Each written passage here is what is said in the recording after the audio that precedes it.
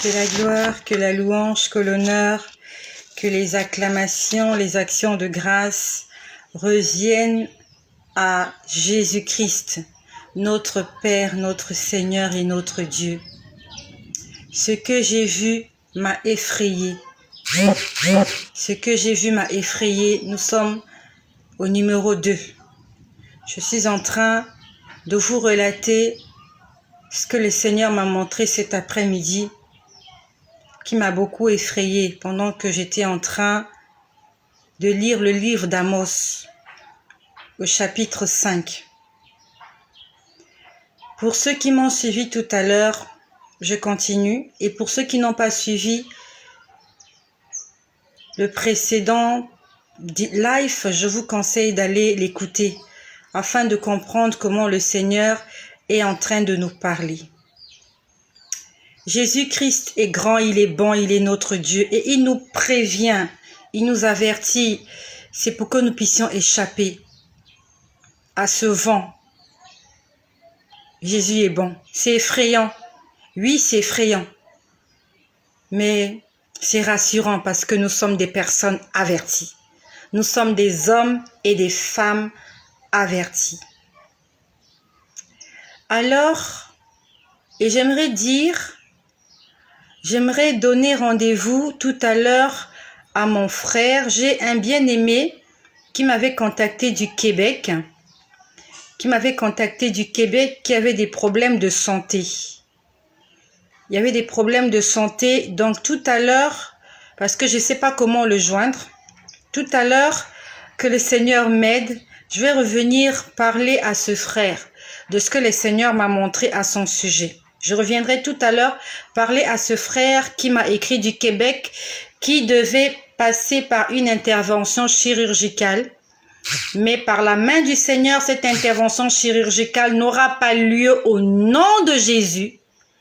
Et je reviendrai tout à l'heure parler à ce frère de la part du Seigneur. Donc, je vais continuer à vous dire ce que le Seigneur m'a montré tout à l'heure. Donc, lorsque j'entends « sortez », sortez, c'est là que je me suis arrêtée tout à l'heure. Donc, il y avait un bâtiment à étage, c'était un immeuble abandonné. C'est comme je vous ai dit, c'est comme s'il y avait eu la guerre ou un tremblement de terre, mais vraiment. Donc, il y avait des gens dans ce bâtiment abandonné. Et l'ange était en train de leur dire « sortez, sortez, sortez !» Et je voyais des gens sortir.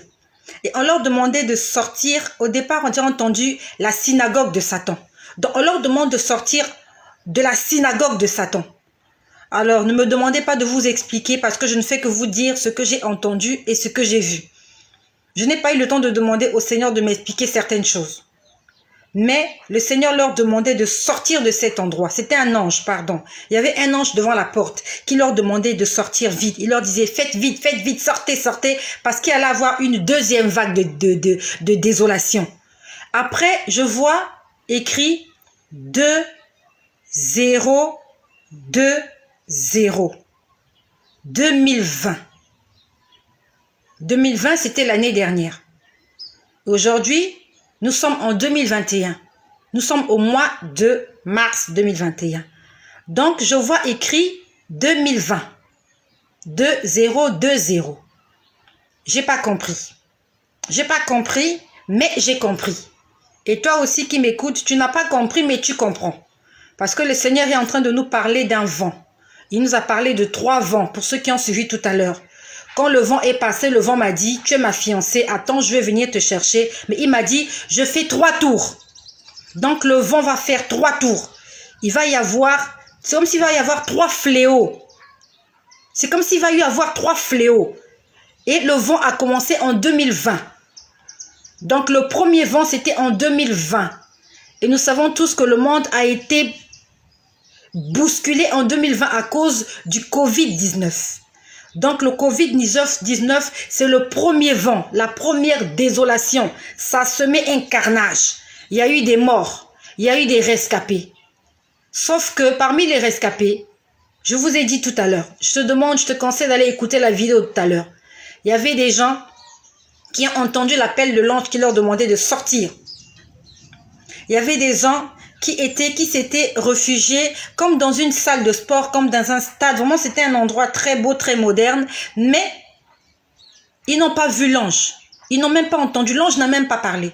L'ange était juste en train de les regarder et était en train d'essayer de trouver quelqu'un à qui poser une marque. En fait, c'était comme une marque de reconnaissance.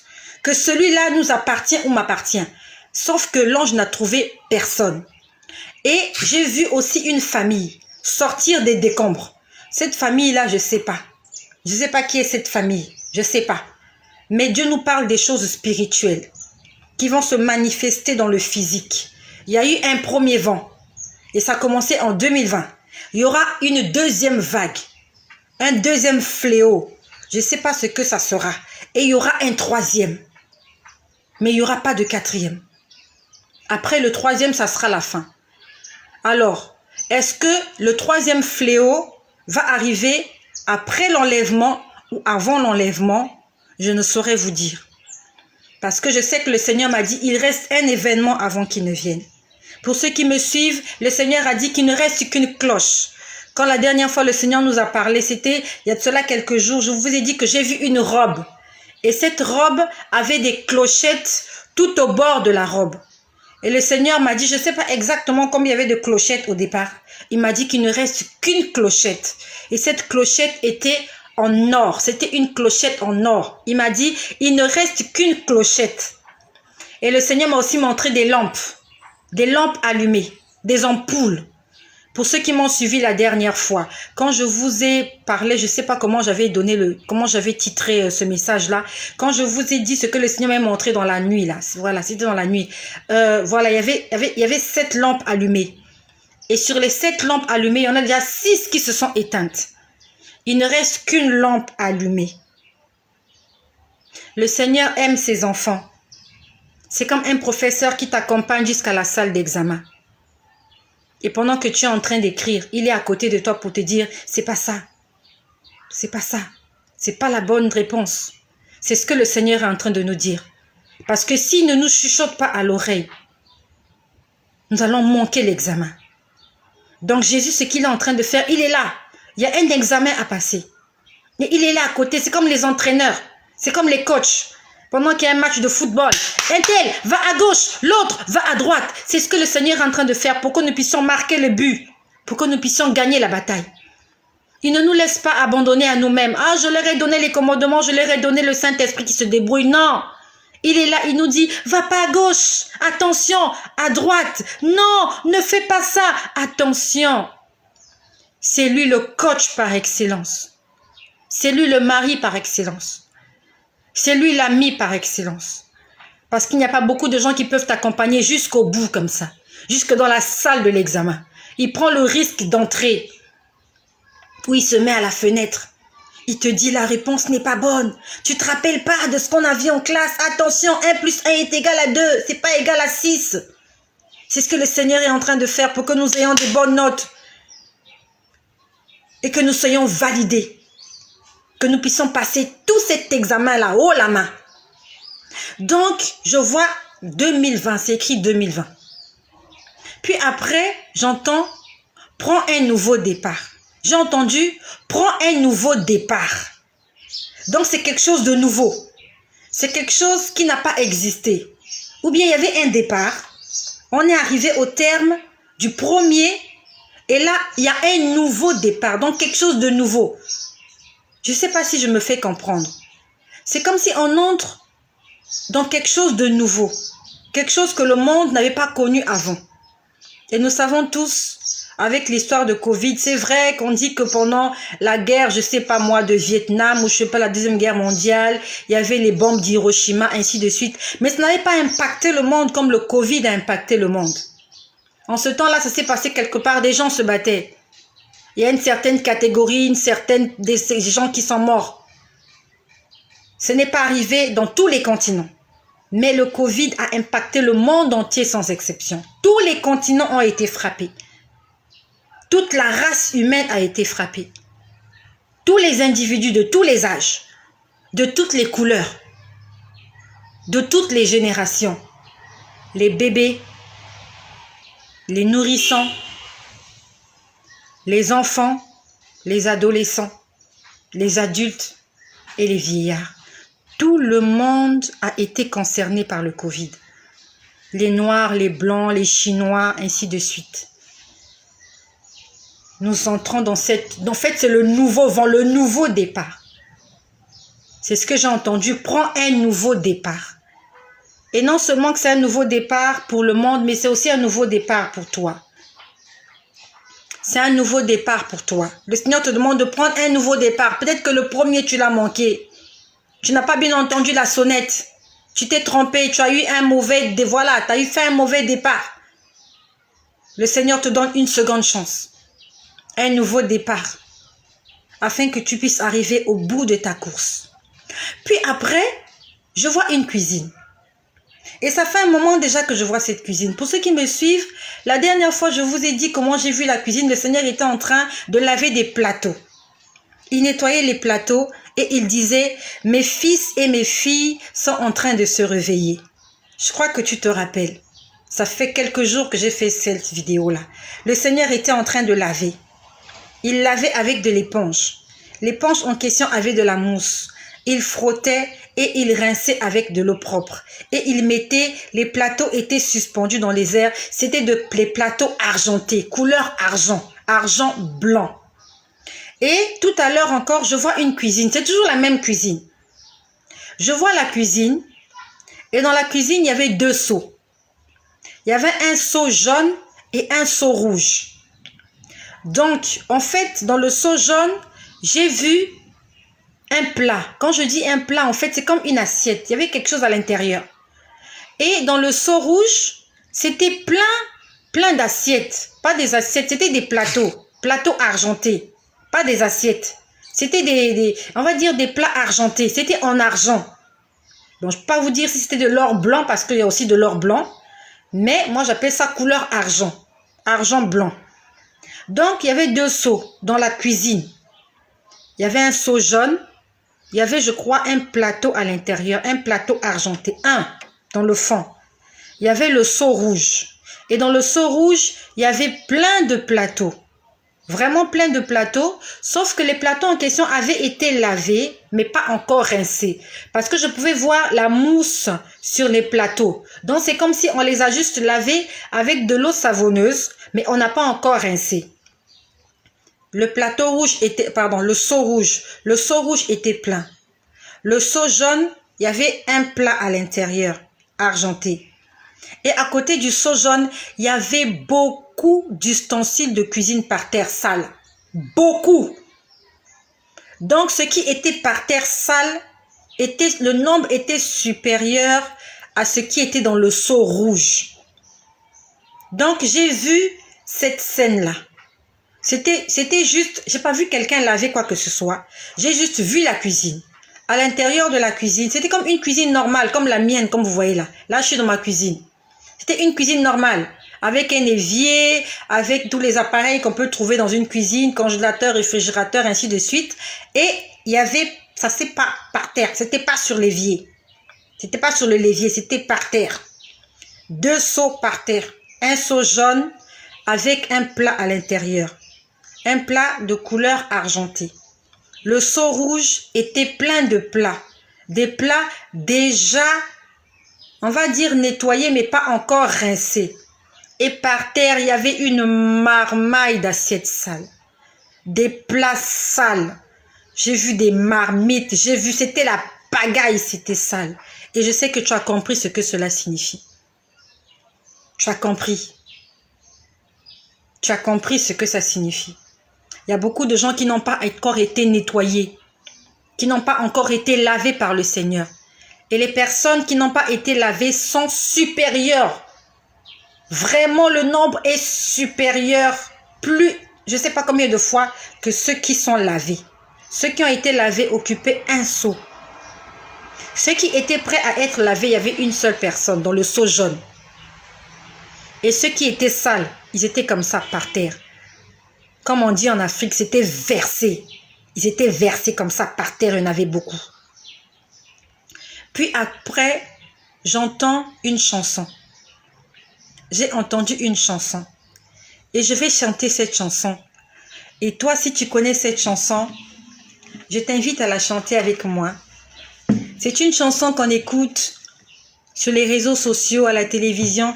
C'est un chant chrétien. Ça disait ceci. Nous sommes dans ta présence. Fais tomber ta pluie, qu'elle envahisse nos vies. Nous sommes dans ta présence. Fais tomber ta pluie, qu'elle envahisse nos vies. Ouvre les écluses en abondance. Fais tomber ta pluie sur nos vies. Ouvre les écluses en abondance. Fais tomber ta pluie sur nos vies. Papa, oh,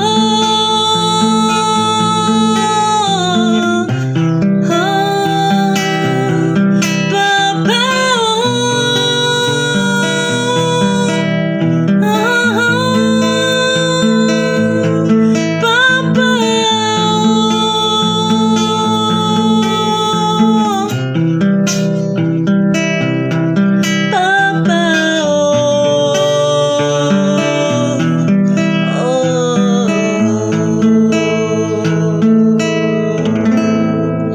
c'est la chanson que j'ai entendue à la fin, lorsqu'on a monté les assiettes. Il y avait des assiettes qui étaient déjà nettoyées, qui attendaient d'être rincées. Il y avait une assiette qui était prête à être nettoyée. Il y avait une panoplie d'assiettes qui étaient encore sales et par terre. Ouvre les écluses en abondance, fais tomber ta pluie sur nos vies. C'est le moment de se réveiller.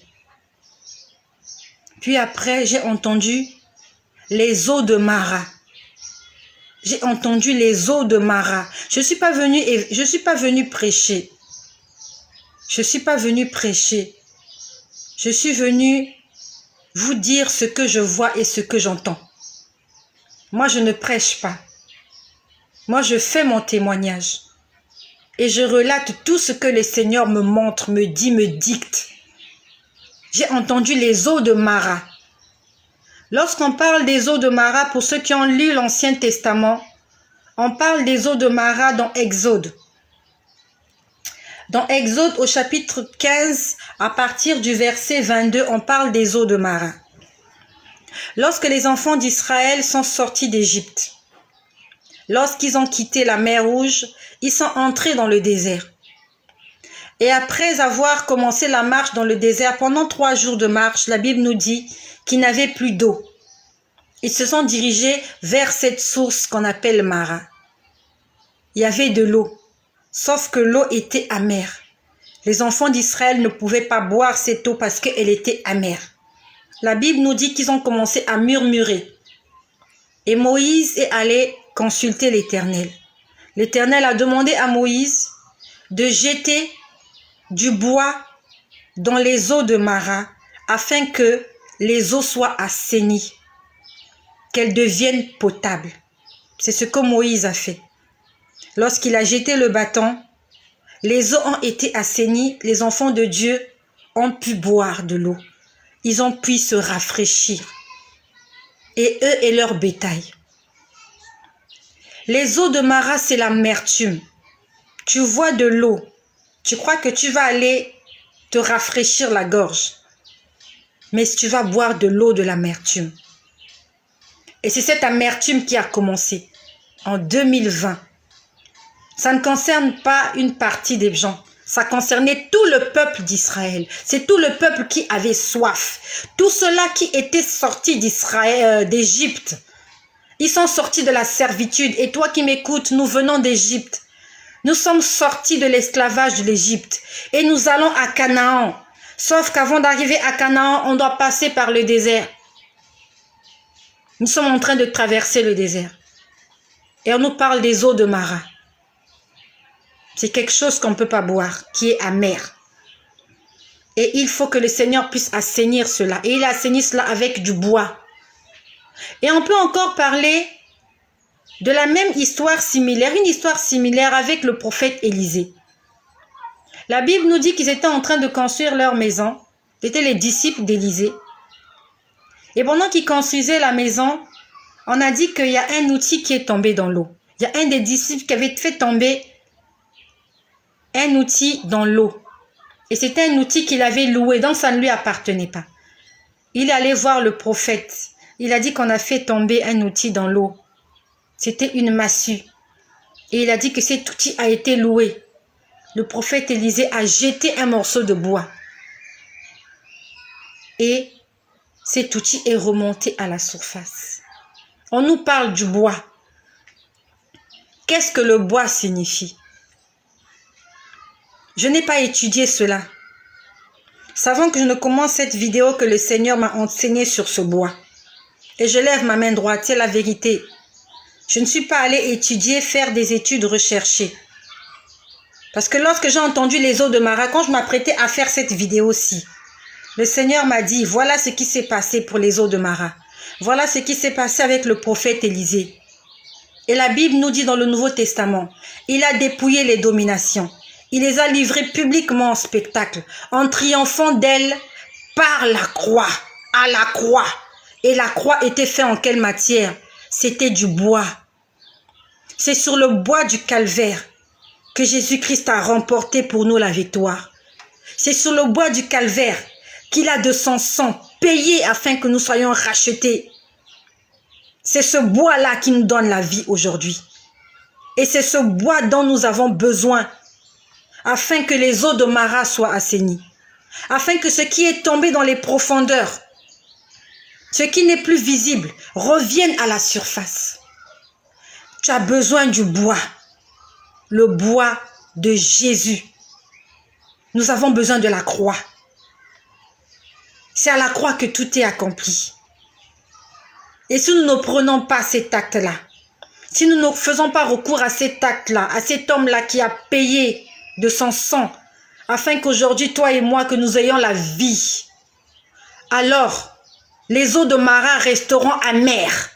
Alors ce qui est tombé dans les profondeurs ne va jamais revenir à la surface. Si tu veux continuer ton chemin sur le désert, nous allons à Canaan. On a besoin du bois. On a fait tomber des instruments dans l'eau. Ces instruments-là sont invisibles. On ne les voit plus. On ne peut pas aller en profondeur les chercher. On a besoin du bois. Allons chercher ce bois. Le bois du calvaire. Nous sommes dans ta présence. Fais tomber ta pluie, qu'elle envahisse nos vies. Il y a 3 vents. Nous sommes avertis. Parce que pour ceux qui ont suivi le premier épisode, le vent m'a dit, je fais 3 tours. Il m'a dit, tu m'as fiancé, attends là. Le Seigneur veut que tu restes là où tu te trouves, ne bouge pas. Reste dans l'église, reste en présence du Seigneur. Ne bouge pas. Il va aller, il y a un vent. Premier vent, deuxième vent, troisième vent. Il viendra te chercher. Il y a eu une première vague. Il y a eu la désolation. Il y a eu la mort. Il y a eu tout ce que vous connaissez. Et ce n'est pas terminé. Il y aura un deuxième. Et il y aura un troisième. Le problème qui est là, c'est que, est-ce que le troisième vent arrivera avant ou après l'enlèvement? Je ne saurais vous dire. Je n'ai pas eu de révélation là-dessus, mais il m'a dit, il a dit, je fais 3 tours. Et il y a un ange qui est là, qui est venu marquer du sang de l'agneau le front des rachetés. Il arrivait à un endroit, les gens ne faisaient même pas attention à lui. Il arrivait à un autre endroit, les gens ont entendu sa voix, où il leur disait, sortez, sortez, sortez, sortez de la synagogue de Satan. Sortez de la synagogue de Satan. Il va y avoir une deuxième vague. Un fléau peut-être qui va toucher le monde entier. Je ne sais pas comment on va l'appeler. Aujourd'hui, on parle du Covid. Le deuxième fléau, je ne sais pas comment on va l'appeler. Le troisième, je ne sais pas comment on va l'appeler. Mais restons debout. Restons debout. Accrochés au bois du calvaire, là où tout a été accompli. Ne garde pas ce message pour toi-même. Ne sois pas égoïste. Ne sois pas méchant. Tu as eu une révélation aujourd'hui. Moi aussi, j'ai reçu une révélation. Sur cette chaîne, tous, on apprend au même moment. C'est comme je vous dis, je ne vais pas lire la Bible, la méditer et venir vous prêcher. Je vois, je viens vous dire. Quand le Seigneur m'explique, je vous dis ce qu'il m'a dit. Quand il ne m'explique pas, je n'ai rien à dire. Je ne suis pas là pour venir me faire des fanatiques. D'autres ne m'aiment pas parce que je ne prophétise pas le bien. Mais en ce temps d'apocalypse, qu'est-ce que tu aimerais qu'on te dise, si ce n'est que de te préparer? Prépare-toi. Il y a une deuxième vague qui va arriver. Et les scientifiques ont dit que la deuxième vague, souvent, elle est plus destructrice que la première. La première vague, c'est un avertissement. Ça repart. La deuxième vague, que le Seigneur nous fortifie. Soyez bénis chez vous, au nom puissant et glorieux de Jésus.